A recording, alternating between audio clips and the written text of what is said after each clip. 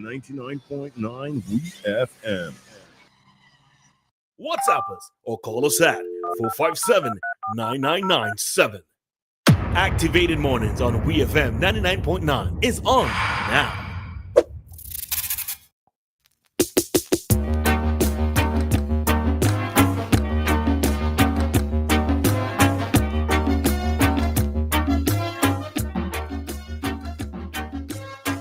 All right, so the time here in SVG, it is very, very, very quickly approaching 9:30, and it's exactly 9:30. All right, here in beautiful St. Vincent and the Grenadines. I can't tell if it's raining outside, but yeah, we had some rains over the weekend, and I think there's some prediction from rains today as well too. But everybody, just be safe wherever you are, whatever you are doing, and we are back. Dianna, Cain, Dr. Gerard Thompson, and myself, Roleza Samuel, and we are with you for our Talk to Us segment of today's program. This is where you get even more interactive with us. You can feel free to call us at 457-9997, or you can also send a message through the WhatsApp on that number as well. And we are also live on Facebook and YouTube. Okay, so we are going to give you exactly 10 seconds if you wish to call us to get interactive, and if you don't have something, then we will propose something. All right, so we're giving you exactly 10 seconds.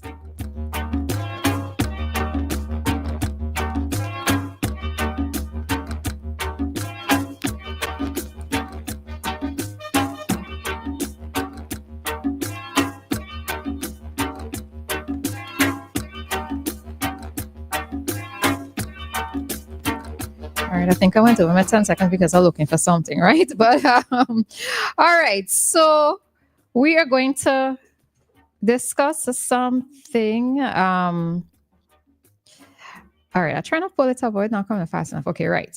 All right, so our topic for our Talk to Us segment is, so someone posts frequently of a person who has died. Is it insensitive for us to want the post to come down?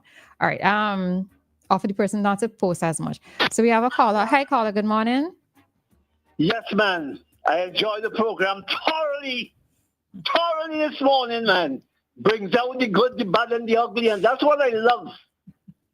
When people get a chance to express themselves, like I love to do, and tell the truth and nothing but the truth. Thank you. Have a good day. Bye, Dave. Goodbye. All right. Thank you, Dave. All right. So our Talk to Us stems from something that I saw recently. And the person posted, my husband died over 9 years ago, and our eldest son still finds a reason to post his pictures and comment about how much he misses him. Well, so do I.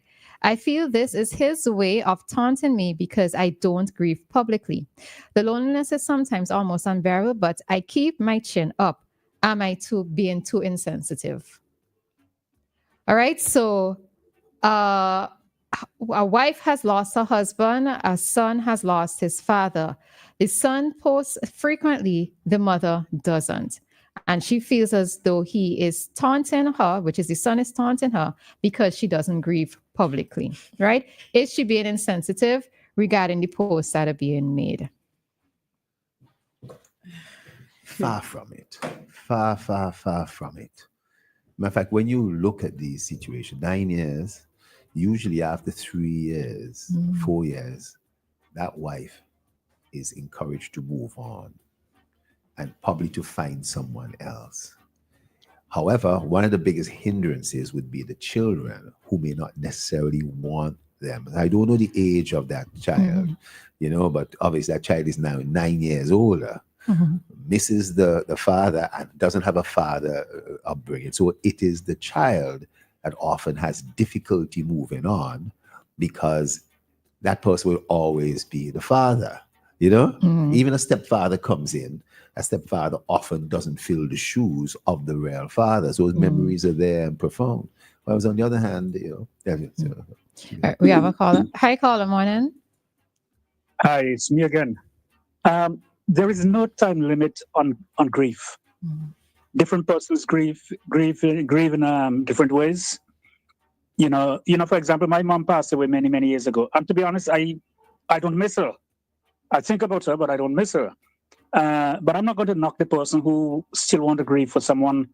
You know, you do not hold on to it, but life has to go on. As Dr. Thompson said like if I were to die today, my wife wants to get married tomorrow, that's up to her. But she told me she's not going to do that because she couldn't take on another headache like me. She might just get one who's not a headache. Yeah, you know, I just want to refer to something that Dave said last week, you know, when he made mention to the same gender friendly people. There should be like a register. Dave, I want to ask you a question.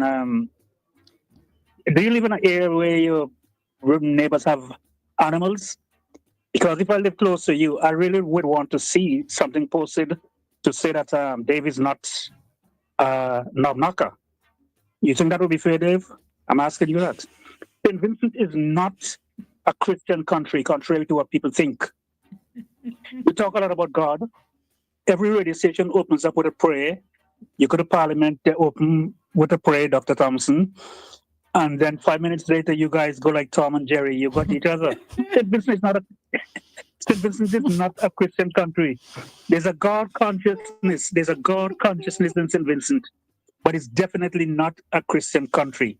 So, Dave, I'm looking for that register because when I move back to St. Vincent, I want to move close to you, and I'm thinking of having some animals. I want to make sure that they're safe around you. Lovely Dave, eh?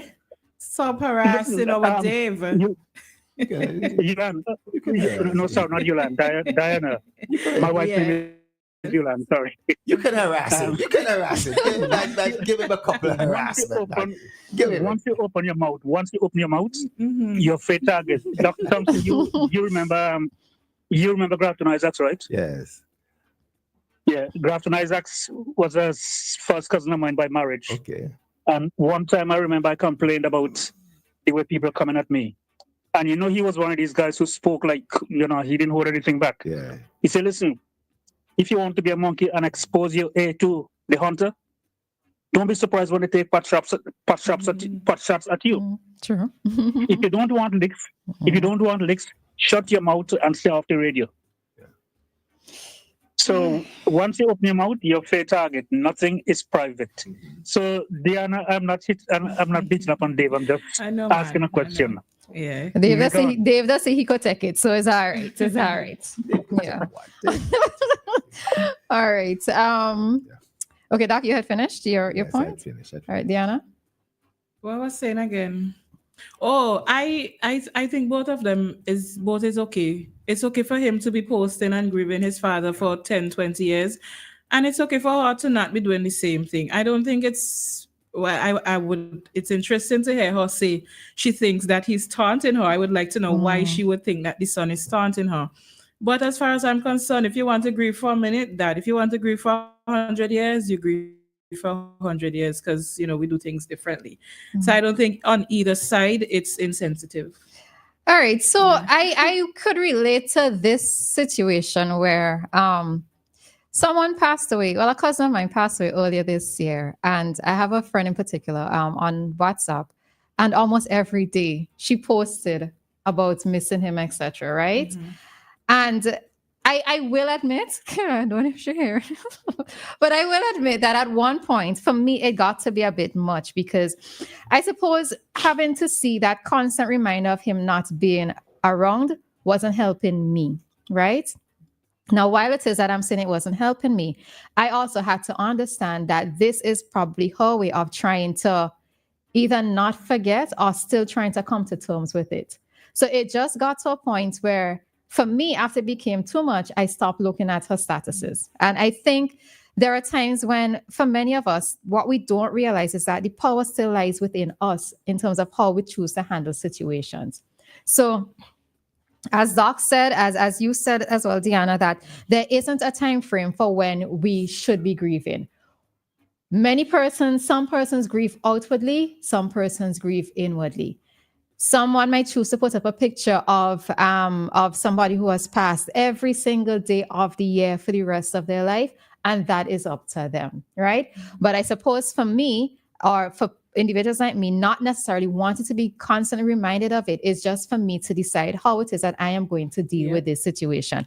And to deal with the situation would mean to just not look at the post, right? And I think sometimes that is one of the things that we don't do, is that we don't allow people to just be, let them be, you know? So, but it is interesting, because one of the other things so that I kind of don't mind with persons posting is that, you know, even Facebook would sometimes send you these birthday reminders of persons who have passed on, right? And it's always a little bit weird to get them. But I also appreciate, I know, like, I had a friend who was upset that she would see reminders of persons in her feed, of persons who have actually already died. But for me, it's like, I'm saying, even if I say just once a year, I remember that individual at least for once that year, you know, so I kind of don't mind it. So, you know, Dianna, and Roleza, we have to accept that grief, it's said, has 5 stages. And some people can get stuck in one of these stages. True. And at the same time, when you mentioned about posting, people with this new media, social media of posting, often post not so much because they think that they are helping other people too. And this is what other people want, because some people are responding to it. So it drives it. We like likes. You understand? Yeah. We like likes. And if we get 1,000 likes, therefore we should, the next topic, we expect to get another 1,000 likes and 10,000 likes. And we think things have gone viral and we are needed and we're doing something great. But after a while, the person, if it is an aspect of just posting, you know, but no doubt some people do get stuck. You know? All right. Joshua said something interesting, but I want to take you guys up on it just to hear your thoughts on it. Do you think that for persons who are married, they should have this conversation before their spouse dies, in terms of them moving on and getting married to somebody else? I would not want to have that conversation. I would simply tell my partner I do not want to have that conversation, because one, I don't want to, if I really love you, well, you're my husband, I really love you, I don't want to think about you dying. So I am going to shut down that conversation. When the time comes, I will cross that bridge when I get to it. I don't want to have that conversation. The conversation comes often. I mean, as a doctor, people had the conversation in front of me as a doctor, and I've been amazed, right? Especially when it's involved cancer and HIV, and therefore it is clear that somebody is going to die. As why writing a will or sorting out your business, sorting out the afterlife aspect. Now, hear what? It goes both ways. There are some person who say, boy, I coming back down. Any man you test, I'm haunting you.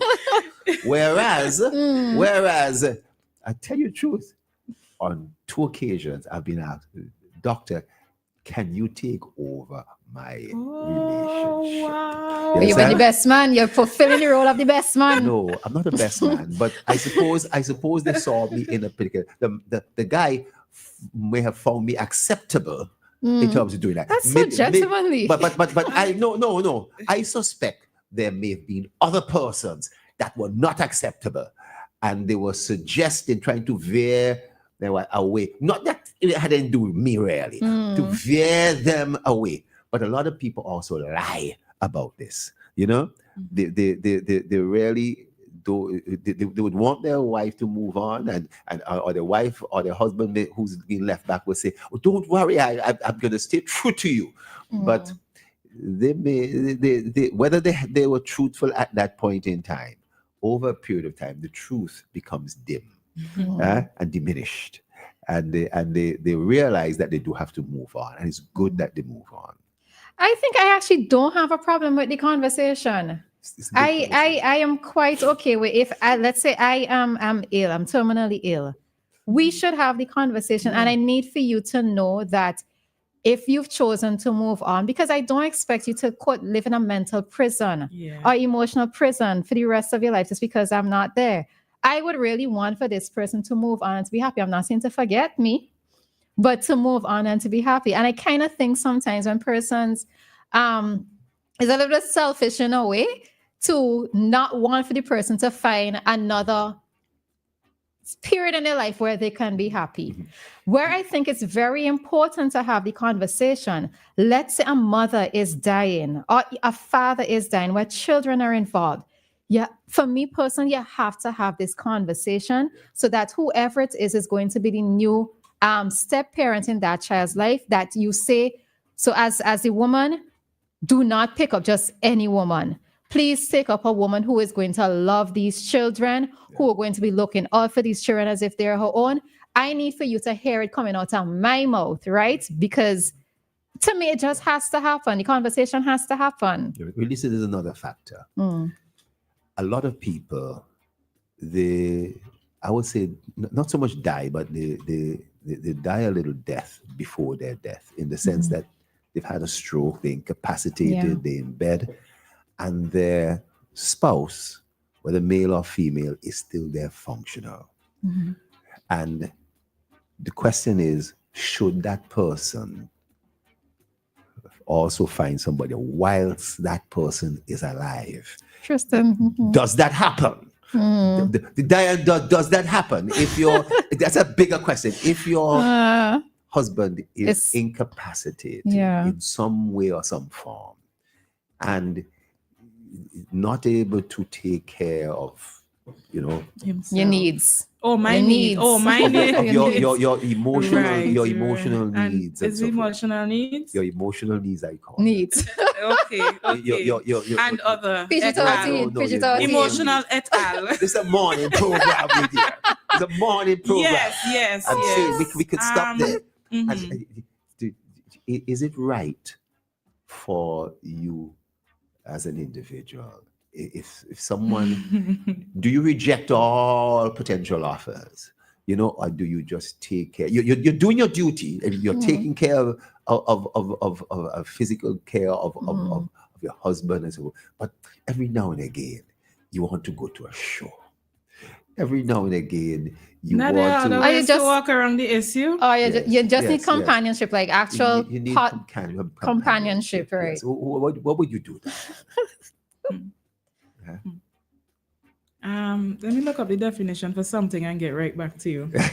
Let me look up the definition for Melissa, I know what you and would do. get right back to you. Let me hear, what would I I could do? make sure I I have. know- in Let me the, hear what would I do? I know you would move on. I would move I on. know you would move on. I know you You mean me forgetting about the person? I don't. No, not forgetting about the person, but you would have no problem at all. Probably, But how you know? dating somebody else, To be honest, I don't know if I would. Yeah. But I might give him permission to, if it's a reverse situation. Like, let's say if I'm in a vegetative state, Yes, yeah. right? Because I don't believe that our happiness.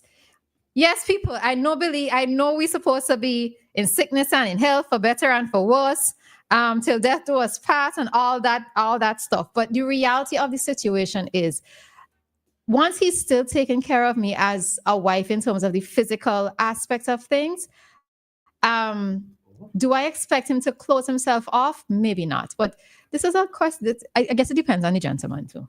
It might depend on the gentleman. We're speaking about boyfriend or marriage here. No, I talk about marriage. My boyfriend, we too old for that. Right. I wouldn't leave.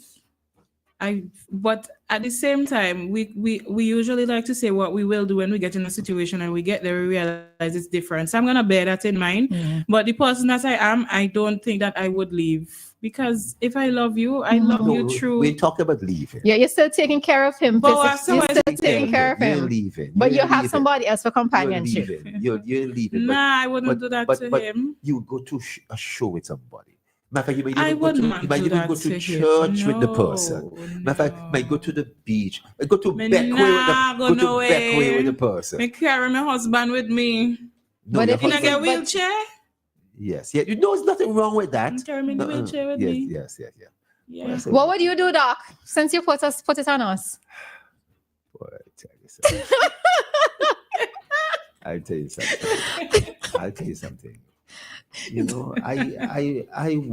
I would entertain those thoughts, because again, if it's the medical, I might know that somebody, but I would talk to them I would try and see if they will also give me that permission as such, and that have everything above board and not be sneaking around and so forth and things like that, but making sure that that person still knows that I love them and I care for them, but at the same time that in terms of being a whole man,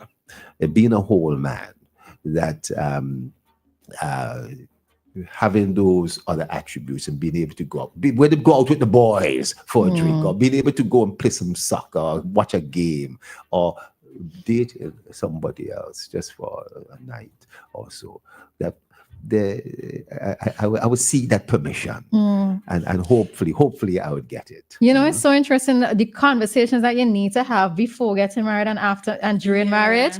So now I have to put this one down on my list of things to talk about, because it really is a serious situation as well. It is. I'm just thinking that if you love the person enough and you're married, there would be certain things that you like about each other that would just not cause you to want to leave them. But the love doesn't stop, Dianna. The love doesn't stop. Yeah, but for me, I can't love you and see you like that and then decide, because you can't provide certain things for me anymore, let me find somebody else to fill in. If I love you, I had to just sacrifice that part of your life. It's not like if I'm putting up with you cheating, you're sick and you really can't help it.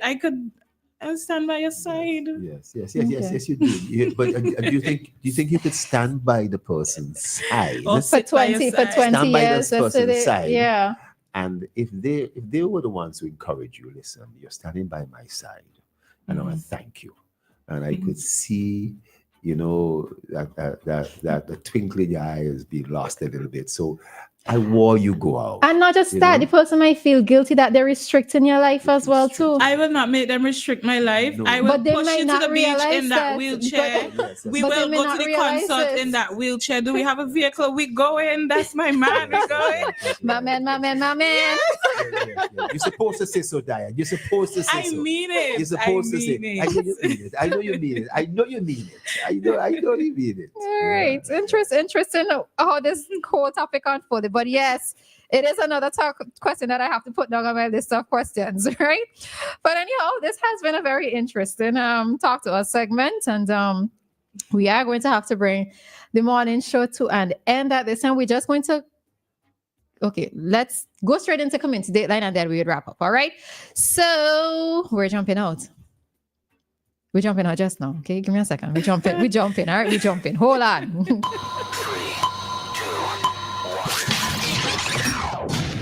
WEFM is SV.